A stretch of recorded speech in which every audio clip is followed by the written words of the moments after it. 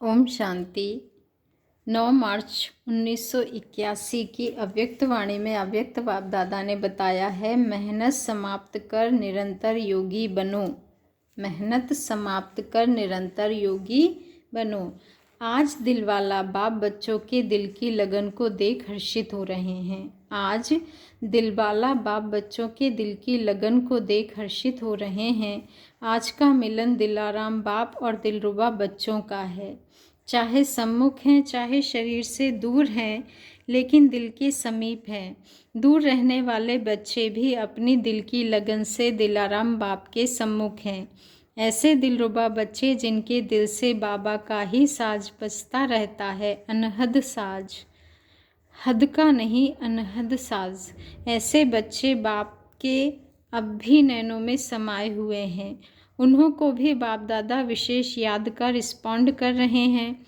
दिलाराम बाप के दिल तख्त नशीन तो सब बच्चे हैं, फिर भी नंबरवार तो कहेंगे ही।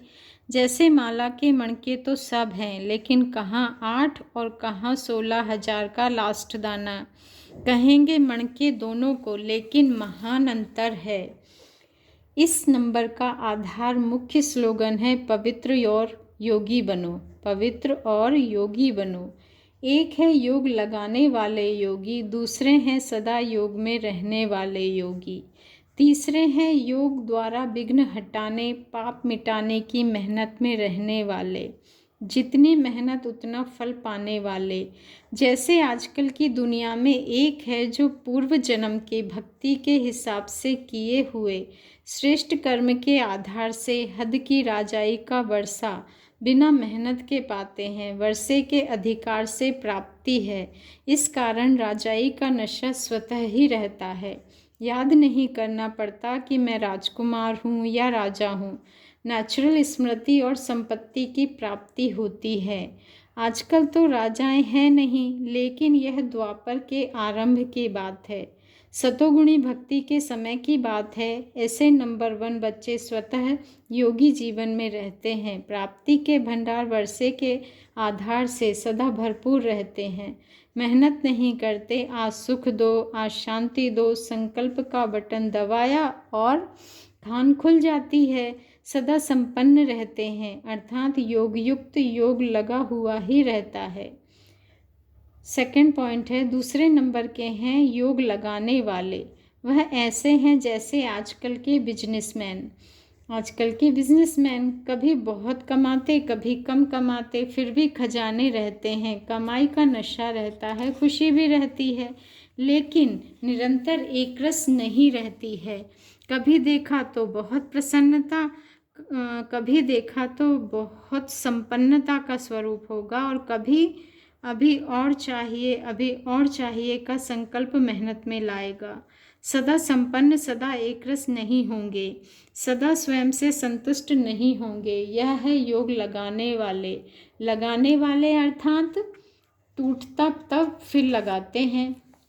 लगाने वाले मतलब योग टूटता है फिर लगाते हैं। तीसरे हैं जैसे आजकल के नौकरी करने वाले। कमाया और खाया, जितना कमाया उतना आराम से खाया, लेकिन स्टॉक जमा नहीं होता, इसलिए सदा खुशी में नाचने वाले नहीं होंगे। मेहनत के कारण कब दिल शिकस्त, कब दिल खुश होंगे। ऐसे 3 प्रकार के बच्चे हैं। बाप कहते हैं सबको वर्षे में सर्व प्राप्तियों का खजाना मिला है। अधिकारी हो, नेचुरल योगी हो, नेचुरल स्वराज्य अधिकारी हो। बाबा ने कहा नेचुरल योगी हो, नेचुरल स्वराज्यधारी हो। बाप के खजाने के बालक सो मालिक हो, तो इतनी मेहनत क्यों करते हो? मास्टर रचता और नौकर के समान मेहनत करे, यह क्यों? जैसे वह 200 कमाते और वह 200 खाते, 2000 कमाते और 2000 खाते, वैसे 2 घंटा योग लगाते और 2 घंटा उसका फल लेते। आज 6 घंटा योग लगा, 4 घंटा योग लगा, यह क्यों? वारिस कभी भी यह नहीं कहता कि 2 दिन की राजाई है, 4 दिन की राजाई है। सदा बाप के बच्चे हैं और सदा खजाने के मालिक हैं। कहना बाबा और करना याद की मेहनत, दोनों बातें एक दो के विपरीत हैं। तो सदा यह स्लोगन याद रखो कि मैं एक श्रेष्ठ आत्मा बालक सो मालिक हूँ, सर्व खजानों का अधिकारी हूँ। खोया पाया यह खेल नहीं करो बच्चे, जो पाना था वह पा लिया, फिर खोना और पाना क्यों, नहीं तो यह गीत को बदली करो। पा रहा हूँ यह अधिकारी के बोल नहीं, संपन्न बाप के बालक हो, सागर के बच्चे हो, अब क्या करेंगे, निरंतर योगी बनो। मैं कौन हूँ, हम सो ब्राह्मण सो देवता हैं, और हम सो क्षत्रिय सो देवता हैं। बाप दादा को बच्चों की मेहनत देख तरस पड़ता है। राजा के बच्चे नौकरी करे यह शोभता है, यह मास बाबा ने कहा सब मालिक बनो, सब मालिक बनो। आज तो सिर्फ पार्टियों से ही मिलना है, लेकिन मुरली क्यों चली, इसका भी राज है। आज बहुत महावीर बच्चे बाबा को खींच रहे हैं, आज बहुत महावीर बच्चे बाबा को खींच रहे हैं। बाप दादा आज उन्हों को सम्मुख रख मुरली चला रहे हैं। देश विदेश के बहुत महावीर बच्चे याद कर रहे हैं। बाप दादा भी ऐसे सेवादारी, आज्ञाकारी, स्वतः योगी बच्चों को विशेष याद दे रहे हैं।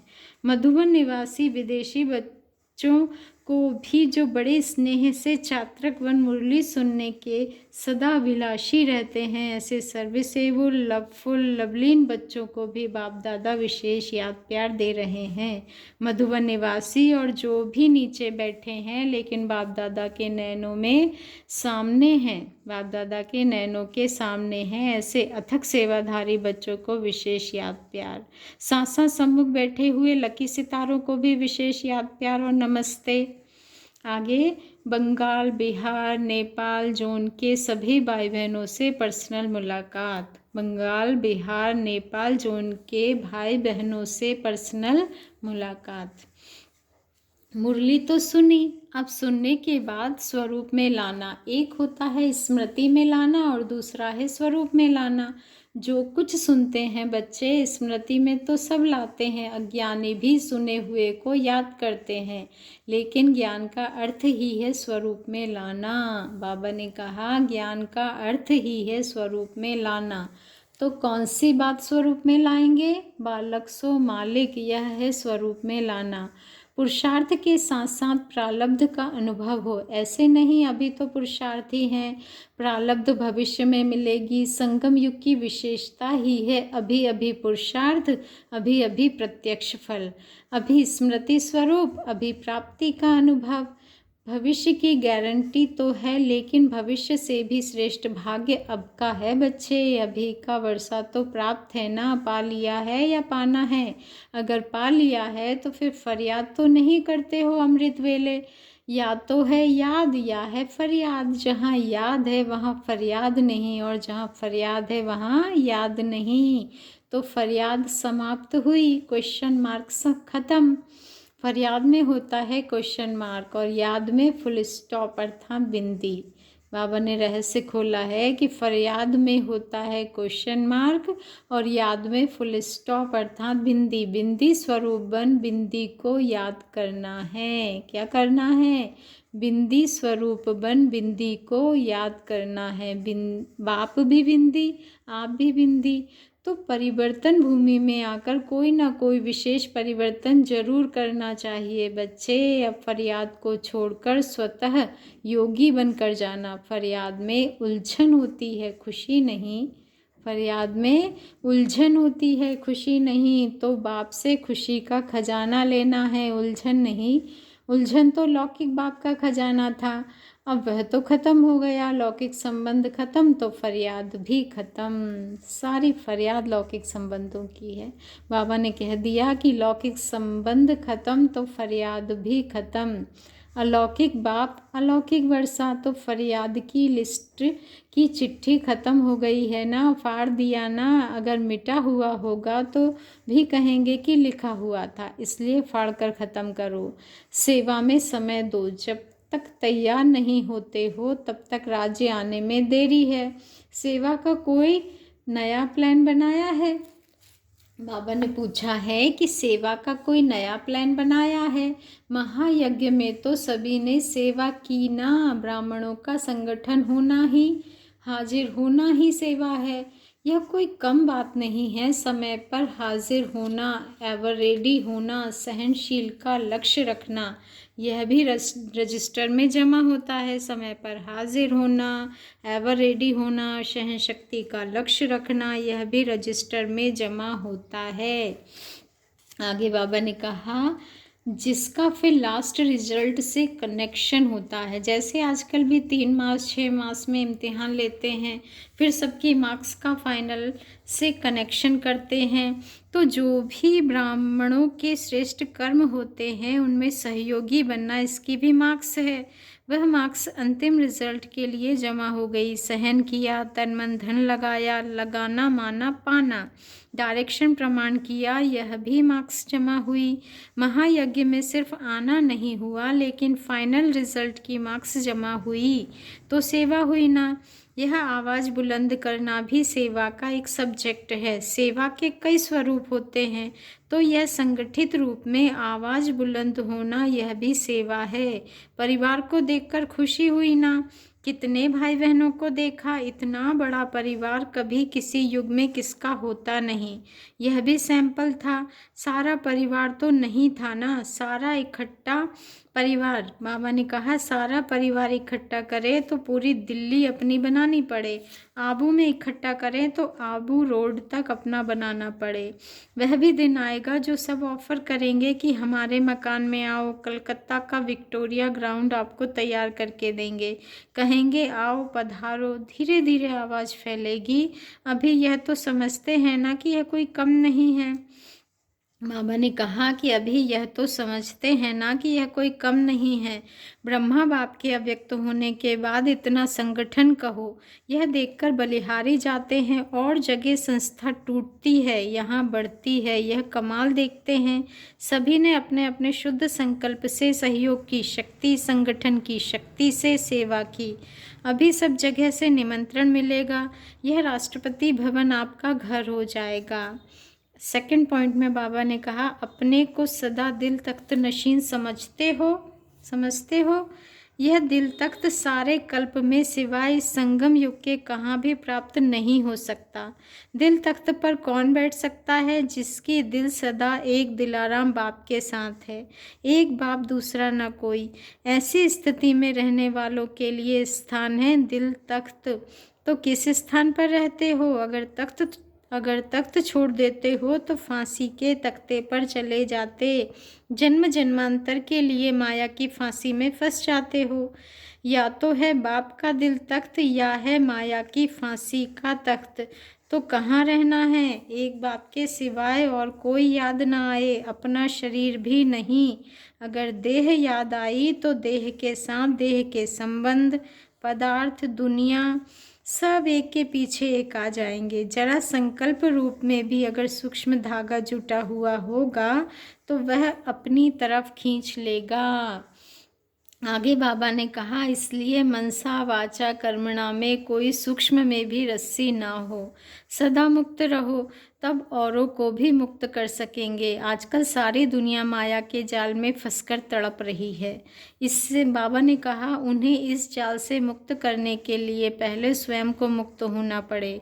सूक्ष्म संकल्प में भी बंधन ना हो। कितनी खूबसूरत बात बाबा ने कही कि सूक्ष्म संकल्प में भी बंधन ना हो। जितना निर्बंधन होंगे उतना अपनी ऊंची स्टेज पर स्थित हो सकेंगे।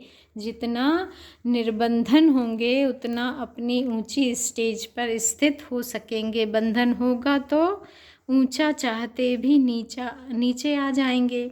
अगर बंधन होगा तो ऊंचा चाहते भी नीचे आ जाएंगे। थर्ड पॉइंट है सभी अपने को इस विश्व के अंदर सर्व आत्माओं में से चुनी हुई श्रेष्ठ आत्मा समझते हो।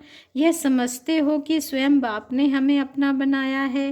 बाप ने विश्व के अंदर से कितनी थोड़ी आत्माओं को चुना और उनमें से हम श्रेष्ठ आत्माएं हैं। यह संकल्प करते ही क्या अनुभव होगा? अतीन्द्रिय सुख की प्राप्ति होगी। ऐसे अनुभव करते हो? अतीन्द्रिय सुख की अनुभूति होती है, वह सुना है। प्रैक्टिकल का अनुभव है या सिर्फ नॉलेज है? क्योंकि ज्ञान अर्थात समझ, ज्ञान अर्थात समझ, समझ का अर्थ ही है अनुभव में लाना, समझ का अर्थ ही है अनुभव में लाना। सुनना सुनाना अलग चीज़ है बच्चे, अनुभव करना और चीज़ है। यह श्रेष्ठ ज्ञान है अनुभवी बनने का। द्वापर से अनेक प्रकार के ज्ञान सुने और सुनाए, जो आधा कल्प किया वह अभी भी किया तो क्या बड़ी बात। यह नई जीवन, नया युग, नई दुनिया के लिए नया ज्ञान, तो इसकी नवीनता ही तब है जब अनुभव में लाओ। एक एक शब्द, आत्मा, परमात्मा, चक्र, कोई भी ज्ञान का शब्द अनुभव में आए, रियलाइजेशन हो, आत्मा हूँ यह अनुभूति हो। बाबा ने कहा आत्मा हूँ यह अनुभूति हो, परमात्मा का अनुभव हो, इसको कहा जाता है नवीनता। अनुभवी क्या है? नवीनता है। बाबा ने कहा नया दिन, नई रात, नया परिवार, सब कुछ नया, ऐसे अनुभव होता है। भक्ति का फल अभी ज्ञान मिल रहा है, तो ऐसे ज्ञान के अनुभवी बनो अर्थात स्वरूप में लाओ। 4th पॉइंट है सब विजयी रतन हूँ, ना विजय का झंडा पक्का है, ना विजय हमारा जन्म सिद्ध अधिकार है। यह मुख का नारा नहीं लेकिन प्रैक्टिकल जीवन का नारा है। कल्प कल्प के विजयी हैं, अब की बार नहीं, हर कल्प के अनगिनत बार के विजयी हैं। ऐसे विजयी सदा हर्षित रहते हैं। हार के अंदर दुख की लहर होती है, हार के अंदर दुख की लहर होती है। सदा विजयी जो होंगे वह सदा खुश रहेंगे। कभी भी किसी सर्कमस्टेंस में भी दुख की लहर नहीं आ सकती। दुख की दुनिया से किनारा हो गया, रात खत्म हुई, प्रभात में आ गए, तो दुख की लहर कैसे आ सकती है बच्चे। विजय का झंडा सदा लहराता रहे, नीचे ना हो। आगे विदाई के समय दीदी से मुलाकात में बाबा ने कहा है बाप दादा भी प्रेम के बंधन में बंधे हुए हैं, छूटना चाहें तो भी छूट नहीं सकते। कितनी प्यारी बात बाबा ने कही कि बाप दादा भी प्रेम के बंधन में बंधे हुए हैं। कौन से बंधन में? प्रेम के बंधन में। छूटना चाहें तो भी छूट नहीं सकते हैं, इसलिए भक्ति में भी बंधन का चित्र बनाया है। प्रैक्टिकल में प्रेम के बंधन में अव्यक्त होते भी बंधना पड़ता है। व्यक्त से छुड़ाया फिर भी छूट नहीं सकते, इसीलिए आप भी बंधन में हो, आप भी बंधन में हैं। बाबा ने कहा इसीलिए आप भी बंधन में हो, बाप भी बंधन में है। विदेशियों की ओर इशारा, यह भी तपस्या कर रहे हैं, दिन है व रात है, इसीलिए तो कहते हैं जादू लगा दिया। मुरली का सार है। 1st पॉइंट है संगम युग की विशेषता है अभी अभी पुरुषार्थ, अभी अभी प्रत्यक्ष फल। संगम युग की विशेषता है अभी अभी पुरुषार्थ, अभी अभी प्रत्यक्ष फल। 2nd पॉइंट है जहाँ याद है वहाँ फरियाद नहीं, जहाँ फरियाद है वहाँ याद नहीं। जहाँ याद है वहाँ फरियाद नहीं, जहाँ फरियाद है वहाँ याद नहीं। 3rd पॉइंट है एक बाप दूसरा ना कोई। ऐसी स्थिति में स्थित रहने वालों के लिए स्थान है बाप का दिल तख्त।